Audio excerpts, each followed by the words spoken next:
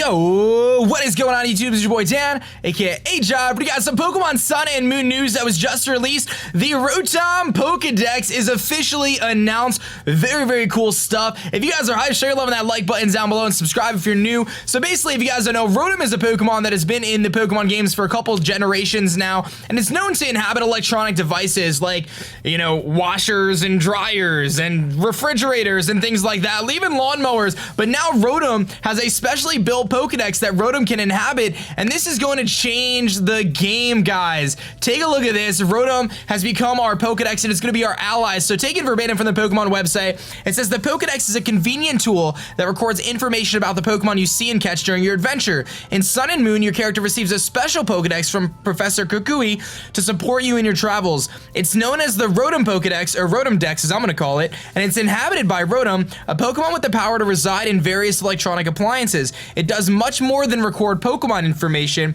It sparkles with its own personality. So it seems like you're going to be able to talk to this Rotom.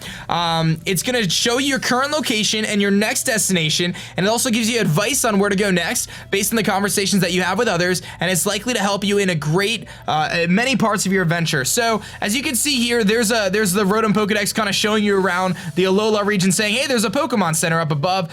I'll go back to this image in a second, but here's kind of the field view, your top screen and your bottom screen. It looks like Rotom actually takes over the bottom screen here to navigate you across, and there's like a little flag saying, hey, this is your next checkpoint. So maybe Pokemon's doing a little bit of hand-holding here, kind of guiding us along, saying, hey, you know, this is how you're going to play the games. Maybe kind of introduce newer players, and kind of maybe some of the objectives are a little bit more challenging, and maybe the storyline for Pokemon Sun and Moon is a little less linear and a little bit more spaced out, kind of like a Skyrim type game where you can talk to people and get quests. Maybe Pokemon Sun and Moon will have that, because Pokemon games in the past have never really had quests. It's always been the linear storyline with a few little things here and there, maybe a few tiny quests where, hey, can you go get me this item or show me this Pokemon that's this small or this big. But maybe this is going to be the starting of a brand new type of Pokemon game where you actually do different quests and you gather different items and you help different people out and you engage with the people in the game a little bit more. That could be really, really cool. And kind of going back to this point here, this is really important too. So there was a screenshot that's shown in the Japanese trailer